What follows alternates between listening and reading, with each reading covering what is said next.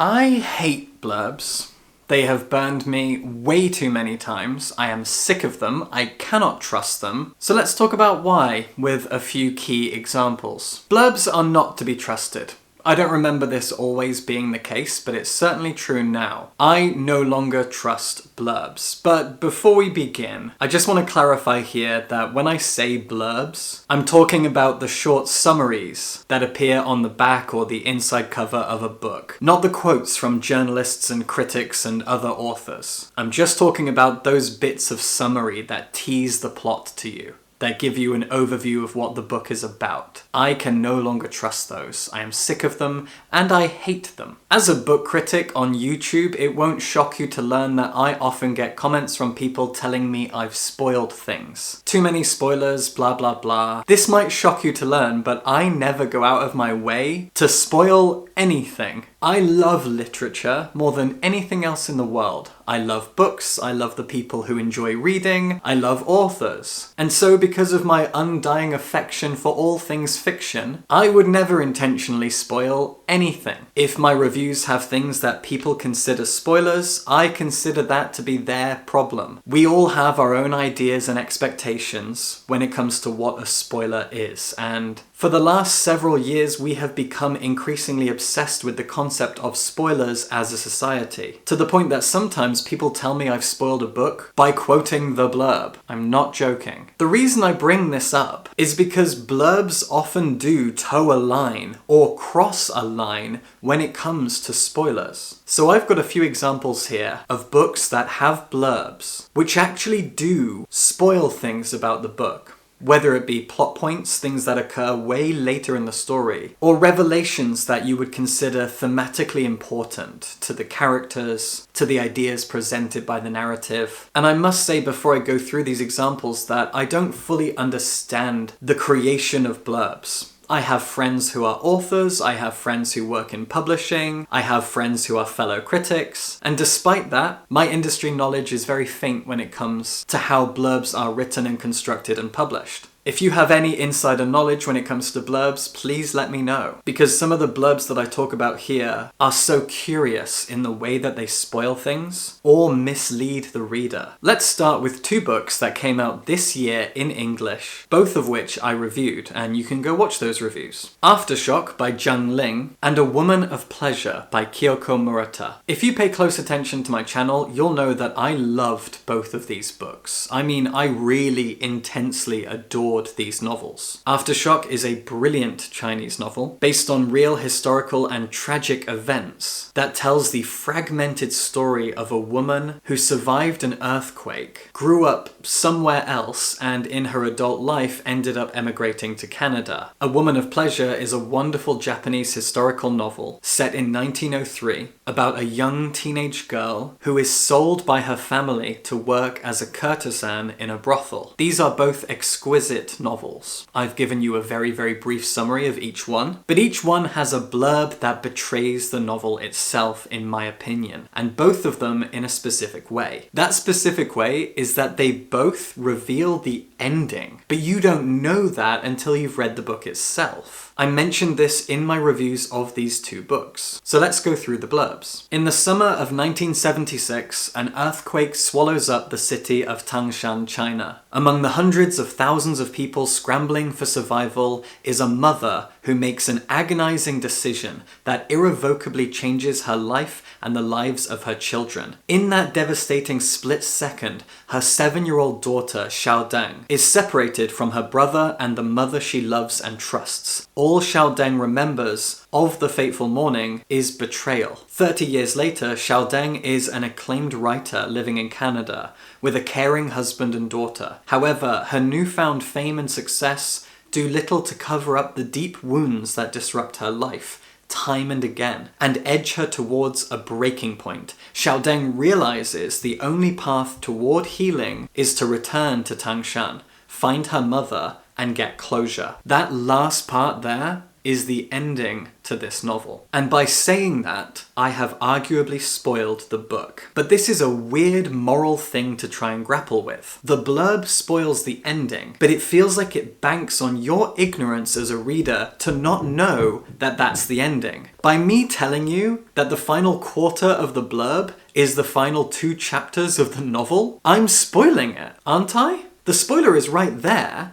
You just don't know that it's a spoiler. You have no idea that the blurb has spoiled the ending of the book, that it ends with her returning to Tangshan and reuniting with her mother. The blurb tells you that's what happens, but you don't know it's how the book ends. By me telling you that it's the ending, I'm spoiling the ending, but it's already there in the blurb and I'm going in circles. It's so aggravating. It's misleading, because I assumed that's not the ending of the book, that so much more must happen, but no. The blurb summarizes the entire novel. In a way, you could say that's kind of brave, the idea that it's breaking down the idea of spoilers and our obsession with spoilers by just laying everything out. Because the blurb doesn't go into the magical emotional heft of the thing. It doesn't talk about its protagonist and her childhood and the fact that it opens with the story of her mother as a young woman. It doesn't mention the state of her relationship to her husband in Canada decades later. All of that stuff is so beautiful to learn and discover for yourself, and the blurb doesn't give any of that away, so okay, great. The blurb is like a skeleton of the plot, but the story of the novel is fragmented. It is told out of order. We jump back and forth from Canada to China, but beyond that, from protagonist to protagonist, character to character, element to element, moment to moment, year to year. It is fractured and broken, and you piece it all together just by reading it. And none of that is revealed in the blurb. So am I supposed to congratulate the blurb for that? Or am I supposed to just be really shocked and frustrated that it gives away the entire plot, including the ending? The more I think about it, the more I talk about it here, the more I'm kind of torn about the whole thing. It's not spoiling the emotional impact of the novel. It's not spoiling specific revelations, although it does tease them, but it spoils how the book ends, and I find that weird as hell. This left a bad taste in my mouth 2 months ago that I haven't been able to wash out. It's had me rethink the job of a blurb and the concept of spoilers. And in that way, that's kind of great. That's pretty cool, actually, but I'm still bitter about it. This was the beginning of my journey to hating blurbs. And the blurb for A Woman of Pleasure does something very similar. The year is 1903, and tenacious and spirited Aoi Ichi is sold to the most exclusive brothel in Kumamoto, Japan, becoming the protege of Shinonome, the oiran, or highest-ranking courtesan. Through Shinonome's teachings, 15-year-old Ichi begins to understand the intertwined power of sex and money. Education for a courtesan extends beyond the art of seduction, and as Ichi is taught to read and write, she develops a voice that refuses to be dampened by the brothel's rigid hierarchy. Outside the cloistered world of the red light district, rumors of local worker strikes grow, and as the seasons change in Kumamoto, Ichi, Shinonome, and their fellow sex workers begin to wonder how they might redistribute the power and wealth of the brothels among themselves. That was 3 paragraphs, and the 3rd paragraph is very much about the last 20 pages of the book. And again, you didn't know that. You knew it happened, you read it in the blurb is there to be read before you start the book, but you didn't know it was the ending. The first 2 paragraphs of this blurb are great, and they kind of summarize where the plot will go. They talk about the opening, the kind of first act, and where things will lead in terms of the emotional journey and the relationships that will be built. Great stuff. We know what Ichi will go through, we're prepared for it, we know if we're going to care. But that 3rd and final paragraph is about how the book ends. Workers' strikes, rising up against oppressive forces. Those forces are capitalistic and patriarchal. And so we now know the book will end with strikes, with the workers rising up and taking power. But I did some research before reading this, and I found out that those strikes really did happen in 1904. There were strikes across Japan, workers having demands of their capitalists. So in that way, is this even a spoiler when this stuff really did happen? Courtesans were among those workers in those strikes. Therefore, We could expect things to go that way. It's set in 1903. In 1904, the strikes happened. It's about courtesans, and courtesans were in the strikes. Therefore, a little bit of Googling, a bit of history research, and you'll learn this stuff. But at the same time, you have 2 paragraphs that tease what the book will be about, that introduce the protagonist, her personality, her situation, and the kind of road she will walk. And then in the 3rd paragraph it goes, and this is how the book will end. This is the climax. But just like with Aftershock, you didn't know this was the ending until I told it to you. You have the knowledge, you're just not aware that it's the ending. It's such a weird and curious and frustrating thing. I feel like this paragraph could have been rewritten to be more vague, to just imply the themes of inequality and power struggle, of the fight against patriarchy and capitalism. Just make it seem like those things are stitched into the themes of the novel from the very beginning, rather than spelling out things like strikes and workers' uprisings, making it seem like we're building towards that as the novel goes, because that is technically true. But also, this isn't really a novel that is building up to anything until it suddenly is. This is very much a novel about Ichi and her day-to-day life as a young courtesan, until suddenly the strikes are kind of dropped on us. They almost come out of nowhere. They are not drip-fed throughout the novel. The women learn about them and want a piece of the pie. But the impact of all of that is lost if you read the fucking blurb. If you've read the blurb, you know this stuff is gonna happen. It's like a damp squib. It's a real shame. And then we have I Who Have Never Known Men by Jacqueline Hartman. This one is curious. I actually think that this is a vague and arguably misleading blurb. The blurb painted a specific picture, which I don't think the novel is. It doesn't spoil anything at all. This is not about spoilers. This is just about setting the wrong tone. Let's read. Deep underground, 39 women live imprisoned in a cage. Watched over by guards, these women have no memory of how they got there, no notion of time, and only vague recollections of their lives before. All of that, except for one detail, is accurate. As the burn of electric light merges day into night and numberless years pass, a young girl, the 40th prisoner, sits alone and outcast in the corner. But soon she will show herself to be the key to the others' escape and survival in the strange world that awaits them above. No?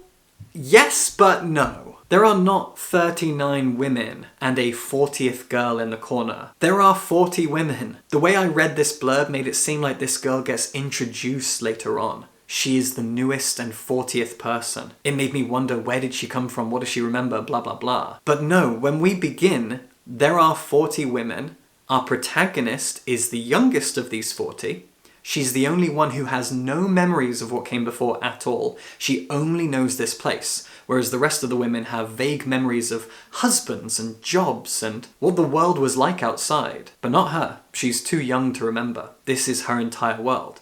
But she's not shunned and cast out in the corner. She's looked at a little bit differently because she cannot relate to what the others are saying. She can't join in on their musings and conversations about what used to be. When one talks about her husband and the other talks about the fact that she's a mother, our protagonist can't relate to any of that because she's like 13 years old and this is all she remembers. But what's beautiful about this book is the sense of camaraderie between these women. It's the community that they build out of nothing. Out of nothing but instinct, arguably. She's the youngest, she's the one who knows nothing but this cage. And so they teach her things. She gets mocked and poked at a little bit, but she's also taught things. She learns about the world through what these women tell her. She's kind of the focal point of this community, and that's at the core of this novel. It is a book about building a sisterhood. None of that was conveyed in the blurb, and the way that the second half of the blurb frames her makes her seem like some kind of messianic figure. She's this mysterious 40th person who is brought in, and though she is shunned, she will free them all from their oppression. She is the key to their salvation.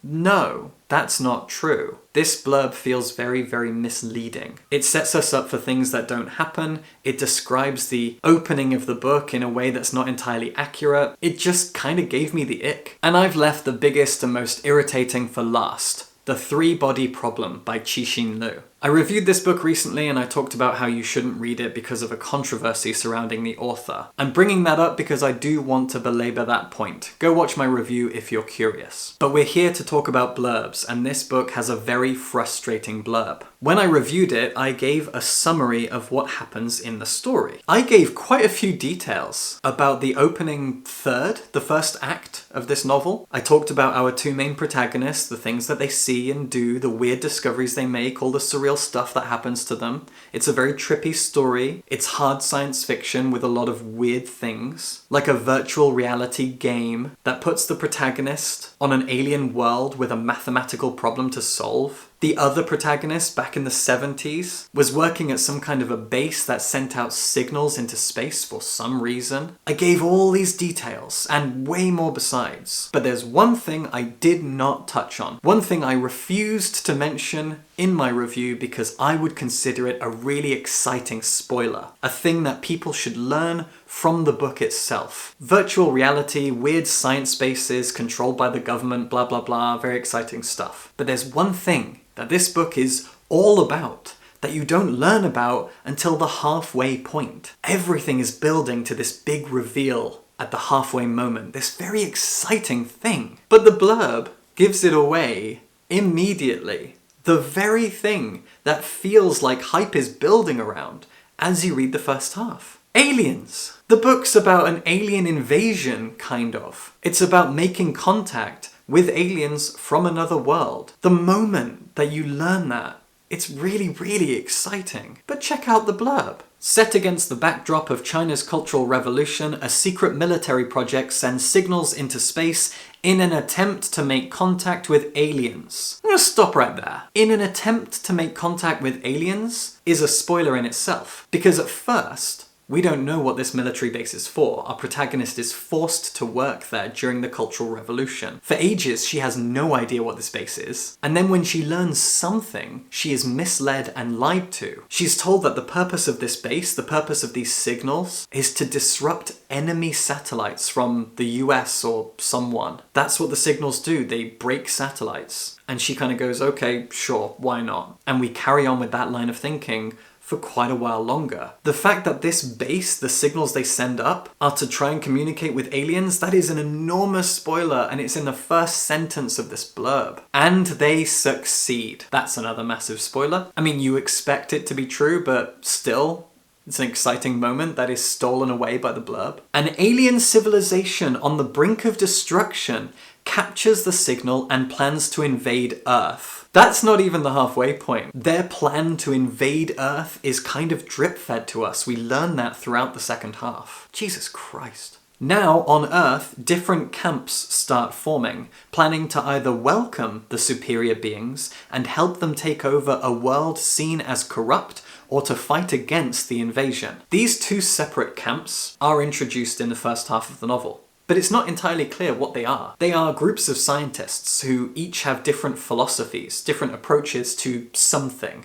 There is an air of mystery around them. They seem kind of cultish and strange, kind of dangerous. The government is afraid of them, doesn't trust them, but the government knows something too, and our protagonist is a fish out of water trying to piece all of this together while playing a weird VR game. It's all pretty exciting. But the blurb spells out what these two camps are all about, what they're really after, what their two philosophies are, how they both know about these alien invaders, and have different ways of approaching this invasion that's coming. What an enormous betrayal this blurb is. It ruins everything that's good about this novel, and as I said in my review, this is very much a blurb for the second half of the book, which makes me think that the publisher or whoever wrote this blurb did not have faith in the first half of the book. Did not think that if they teased what was to come, if they summarized the introduction, it wouldn't be enough to get people to read it. They had to spoil the second half, spoil the drama, the big reveal, the really exciting things, the most high-stakes elements of this plot. All of that had to be spoiled to get the reader's interest. Is that what's going on here? And I don't want to be an overly cynical British person, but this is the US copy. This was sent to me by the American publisher. Maybe the UK one reads differently. Maybe the UK blurb isn't so spoilery. I don't know, I just felt like I had to bring that up for clarity.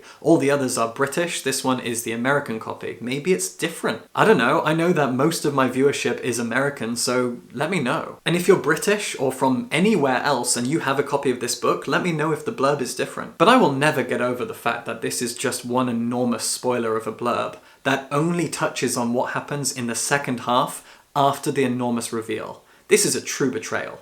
Everything else I've talked about here, the other 3 books, there are arguments to be made that they are decent blurbs, that they actually do something clever and creative, that they present to us, the reader, the idea that blurbs can be multifaceted and serve different purposes. That is a conversation worth having, kind of interesting. When I think about what the blurbs of Aftershock and A Woman of Pleasure might have been trying to do, I could think to myself, maybe I don't hate blurbs, maybe I don't distrust all blurbs, maybe they were trying to do something else, something I hadn't considered. Fine. Great conversation. This fucking thing. No. This can get in the bin. This blurb is awful. It is a betrayal of the reader's trust, and I hate it. And now I feel like I can't trust blurbs anymore, and I just hate them all, because this thing left such a foul impact on me. So now I hate blurbs. Subscribe for books.